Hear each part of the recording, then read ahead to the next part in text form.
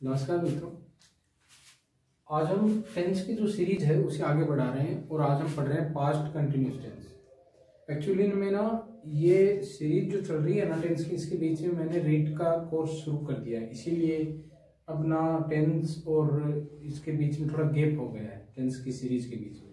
ठीक है, तो फिर भी मैं कोशिश करता रहूँगा कि बीच बीच में इनको डालता रहूँ। ओके, तो पास्ट कंटिन्यूस क्या है इसे समझते हैं आप। ठीक है, इससे पहले पास्ट इंडेफिनिट और प्रेजेंट कंप्लीट कर चुके हैं। पास्ट कंटिन्यूस, जैसा कि मैंने पहले पढ़ाया है कि कॉन्टिन्यूस का मतलब क्या है।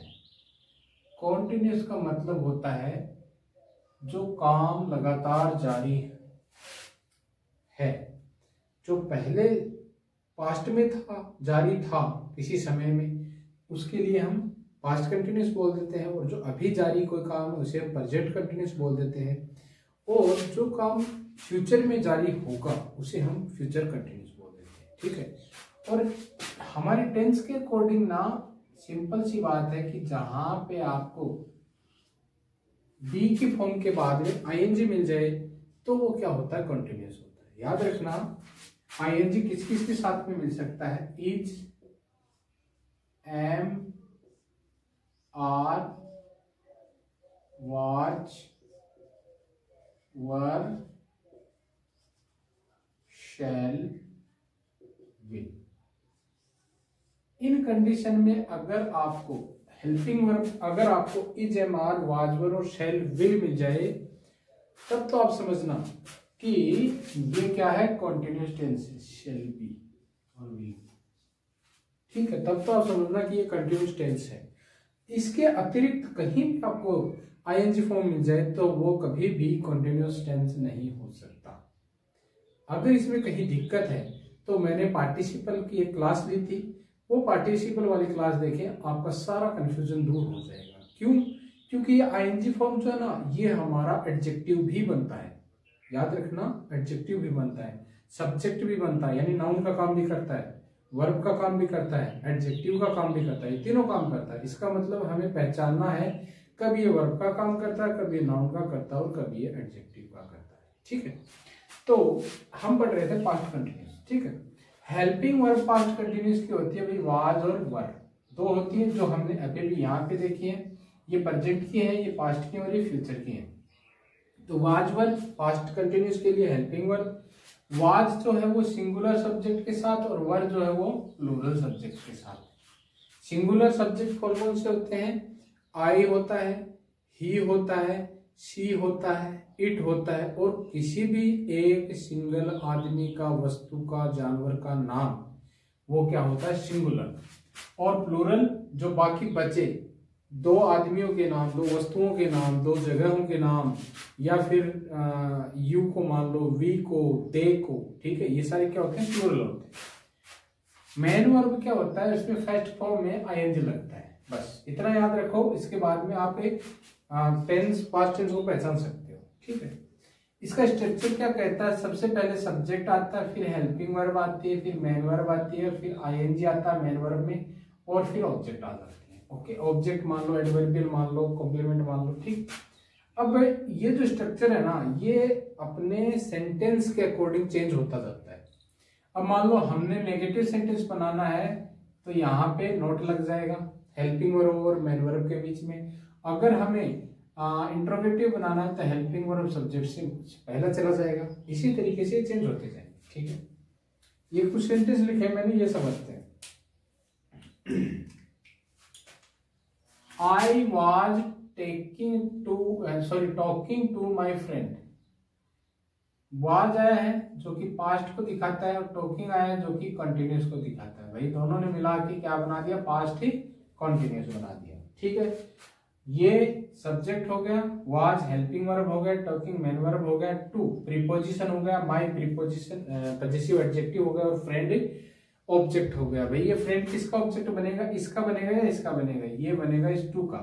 क्यों बनेगा, क्योंकि प्रीपोजिशन बीच में आ गया। ठीक है, जिन्होंने पहले से पढ़ी हुई मेरी क्लासेस उनको समझ में आएगा, और जो नहीं पढ़ी है ना अभी तक उनको थोड़ा दिक्कत आएगी इसमें। तो पहली वाली क्लास जितनी भी ली है वो अटेंड कर लें। ठीक है, फिर दूसरा है पीपल वर शाउटिंग। तो तो वर आपका पास्ट को दिखा रहा है और शाउटिंग आपका कॉन्टिन्यूस को दिखा रहा है, दोनों ने मिला के क्या बना दिया, पास्ट कॉन्टिन्यूस। ठीक है, अब बात करें ये सब्जेक्ट हो गया, हेल्पिंग वर्ब, मेन वर्ब, और ये ऑब्जेक्ट। भाई ऑब्जेक्ट किसका हो गया, शाउटिंग का। इस शाउटिंग को ऑब्जेक्ट मिला है। ठीक है, नेक्स्ट है he was always complaining about food. Was आपका हेल्पिंग वर्ब है और पास्ट को दिखाता है, कंप्लेनिंग मेन वर्ब और कंटिन्यूस को दिखाता है। भाई दोनों ने मिला के क्या बना दिया, पास्ट कंटिन्यूस। ही सब्जेक्ट है, वाज हेल्पिंग वर्ब है, ऑलवेज एडवर्ब है, कंप्लेनिंग मेन वर्ब है, अबाउट प्रीपोजिशन और फूड प्रीपोजिशन का ऑब्जेक्ट है। ठीक है, फिर he was taking tea when I visited him his house. इसमें ना दो क्लोज आ गए हैं। पहला क्लोज तो ये रहा भाई इतना, ही वाज टेकिंग टी। दूसरा है when I visited his house. ये दो क्लोज आ गए, दोनों क्लोज को जोड़ने का काम कौन कर रहा है, व्हेन कर रहा है। तो व्हेन क्या हो गया, यहाँ पे कंजंक्शन हो गया। ठीक है, दूसरा पहले वाले क्लॉज में ये ना पास्ट को दिखाता है और ये आपका कॉन्टिन्यूस को दिखाता है, दोनों को मिला के पास्ट कंटिन्यूस। दूसरे वाले क्लॉज में विजिटेड सेकंड फॉर्म में है जो कि पास्ट को दिखाता है। मैंने आपको बताया था पास्ट इंडेफिनिट पढ़ाते वक्त कि कभी भी आपको सेकंड फॉर्म मिल जाए तो वो सिर्फ और सिर्फ कहाँ पे यूज होती है, पास्ट इंडेफिनिट में। ठीक, अब हम बात करते हैं इसको डिवाइड करने का। देखो इसमें दो क्लॉज है, ये तो आप समझ गए। ठीक है, पहला सब्जेक्ट आ गया, helping verb, main verb, object, congestion, subject, main verb, possessive adjective और ऑब्जेक्ट। ठीक है, ये इस तरीके से डिवाइड हो गया। दूसरा वाला व्हेन आई सा him he was cooking food. जब मैंने उसे देखा तो वो क्या खाना बना रहा था।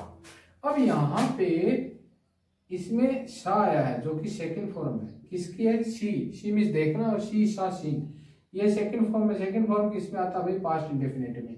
तो यहां से लेके और यहां तक अपना एक क्लोज हो गया, व्हेन आई सा हिम, जब मैंने उसे देखा।